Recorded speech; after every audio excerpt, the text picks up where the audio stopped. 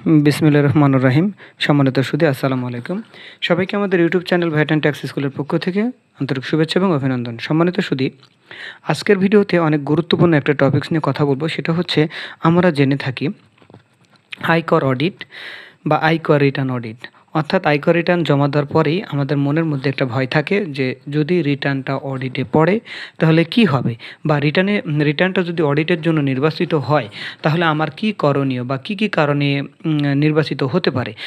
এবং আমরা আরও জানি যে কোন কোন কারণে অডিটের জন্য নির্বাচিত হবে না।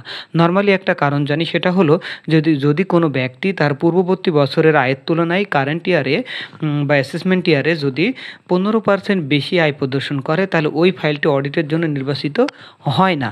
কিন্তু এখানে নিম্নলিখিত কিছু ক্ষেত্র রয়েছে যেখানে পূর্ববর্তী করবর্ষের তুলনায় মোট আয়ের পরিমাণ 15% এর অধিক প্রদর্শনের পরেও কিন্তু আপনার ফাইল অডিটে পড়তে পারে। তাহলে আজকের ভিডিওতে আমরা শেয়ার করার চেষ্টা করব যে কোন কোন ক্ষেত্রে আপনার পূর্ববর্তী করবর্ষের তুলনায় 15%-এর অধিক আয় প্রদর্শন করার পরেও ফাইলটি অডিটে পড়তে পারে, এই বিষয়টুকুই শেয়ার করার চেষ্টা করব। তাই ভিডিওটি না টেনে শুরু থেকে শেষ পর্যন্ত দেখুন। সম্মানিত সুধী, আমাদের অর্থ আইন 2024-এর প্রতিস্থাপিত যে বিষয়গুলো পরিবর্তনগুলো রয়েছে, সেই পরিবর্তনগুলোর মধ্যে একটা গুরুত্বপূর্ণ পরিবর্তন এসেছে ধারা 182-তে। সেই 182-র যে ধারা, সেই উপধারা 14 অনুযায়ী বলা রয়েছে যে কিছু নিম্নবর্ণিত কিছু ক্ষেত্র রয়েছে, সেই ক্ষেত্র বাদে অন্যান্য সকল ক্ষেত্রে কোনো করবর্ষের জন্য ধারা 182-র অধীনে দাখিলকৃত কোনো রিটার্ন বা সংশোধিত রিটার্নে অব্যবহৃত পূর্ববর্তী করবর্ষের মোট আয় হতে অনূন্য 15% এর অধিক মোট আয় যদি প্রদর্শন করা হয়ে থাকে তাহলে উপধারা 1-এর অধীনে ওই ফাইলটি ওই আয়কর রিটার্নটি অডিটের জন্য নির্বাচিত হবে না। তাহলে কি যে নিম্নলিখিত কিছু ক্ষেত্র, তাহলে আমরা জানবো যে কোন ক্ষেত্রে আমি 15%-এর বেশি আয় প্রদর্শন করার পরেও আপনার ফাইলটি অডিটে পড়তে পারে।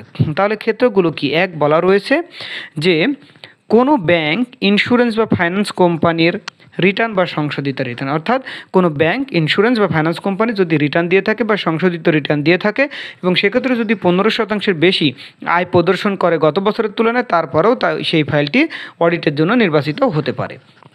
খতে বলা রয়েছে, সংশ্লিষ্ট বছরে ব্যাংক ও ফাইন্যান্স কোম্পানি ব্যতীত অন্য কোনো উৎস হতে সর্বমোট 5 লক্ষ টাকার অধিক কোনো প্রকার ঋণ গ্রহণের সমর্থনে ব্যাংক বিবরণী দাখিল করা হয়নি এরূপ কোনো রিটার্ন বা সংশোধিত রিটার্ন। অর্থাৎ আপনি একটা রিটার্ন জমা দিয়েছেন অথবা সংশোধিত রিটার্ন জমা দিয়েছেন যেখানে 5 লক্ষের অধিক আপনি লোন নিয়েছেন, 5 লক্ষের অধিক লোন নিয়েছেন, কিন্তু এই ঋণ গ্রহণের সমর্থনে কোনো রকম ব্যাংক স্টেটমেন্ট, ব্যাংক সার্টিফিকেট বা লোন স্টেটমেন্ট দাখিল করেননি, তাহলে 15%-এর বেশি আয় প্রদর্শন করার পরেও আপনার ফাইলটি অডিটের জন্য নির্বাচিত হতে পারে। এরপরে গতে বলা রয়েছে, সম্পূর্ণ বা আংশিক করমুক্ত আয় প্রদর্শনকারী কোনো রিটার্ন বা সংশোধিত রিটার্ন। যদি আপনি করমুক্ত আয় প্রদর্শন করে থাকেন, সেটা নর্মাল রিটার্নে হোক, অর্থাৎ যে রিটার্ন প্রথম যে রিটার্ন জমা দেন সেটা হতে পারে, অথবা সংশোধিত রিটার্ন হতে পারে, অডিটের জন্য নির্বাচিত হতেই পারে 15%-এর বেশি আয় প্রদর্শন করার পরেও। ঘতে বলা রয়েছে, হ্রাসকৃত কর হার প্রযোজ্য এরূপ আয় প্রদর্শনকারী কোনো রিটার্ন বা সংশোধিত রিটার্ন। উমতে বলা রয়েছে, কর প্রত্যর্পণ দাবি করা হয়েছে বা কর প্রত্যর্পণ সৃষ্টি হয়েছে এরূপ কোনো রিটার্ন বা সংশোধিত রিটার্ন। অর্থাৎ আমরা প্রায় বলে থাকি যে যদি আপনি ট্যাক্স রিফান্ড ক্লেম করে থাকেন, সেই ক্লেমটা যদি নেগলিজিবল হয় তাহলে এটা অ্যাভয়েড করেন, কারণ এই বিষয়টার কারণে আপনার ফাইলটি অডিটে পড়তে পারে। এটা অলরেডি বলাই আছে যে কর প্রত্যর্পণ দাবি করা হয়েছে, আপনার রিফান্ড ক্লেম করেছেন, পরবর্তী বছরে সমন্বয় করবেন, অথবা গত বছরে রিফান্ড ক্লেম করেছিলেন, এই বছরে সমন্বয় করতে চাচ্ছেন। এক্ষেত্রে 15%-এর বেশি আয় প্রদর্শন করার পরেও আপনার ফাইল অডিটের জন্য অনুমোদন বা নির্বাচিত হতে পারে। যত বলা রয়েছে, করদাতা যদি সংশ্লিষ্ট বছরে 7-এর অংশ 7-এর বিধানাবলী পরিপালনের সমর্থনে প্রয়োজনীয় দলিলাদি দাখিলে ব্যর্থ হয়ে থাকে বা ব্যর্থ হন। এরপরে বলা রয়েছে আপনার ধারা 176-এর উপধারা 2 অনুযায়ী প্রেরিত নোটিশ সম্পূর্ণরূপে পরিপালন করার ব্যর্থতা। আপনাকে একটা নোটিশ দেওয়া হয়েছে 176-এর 2 ধারা অনুযায়ী, কিন্তু ওই 176-এর 2 ধারা অনুযায়ী যে পরিপালনগুলো করা দরকার সেগুলো পালনে আপনি কি হয়েছেন, ব্যর্থ হয়েছেন। তাই বলছে ব্যর্থতায় এর ধারা উপধারা 3-এর দফা খ অনুযায়ী অডিটের জন্য নির্বাচনের জন্য উপযুক্ত হলে। এর পরের ধারা হলো যে ধারা 177 এর অধীন রিটার্ন দাখিল করতে ব্যর্থ হলে, অর্থাৎ 177 ধারা অনুযায়ী যদি আপনি রিটার্ন দাখিল করতে ব্যর্থ হন তাহলে আপনার কি হবে যে 15% বেশি আয় প্রদর্শন করার পরও আপনার ফাইলটি অডিটের জন্য নির্বাচিত হতে পারে।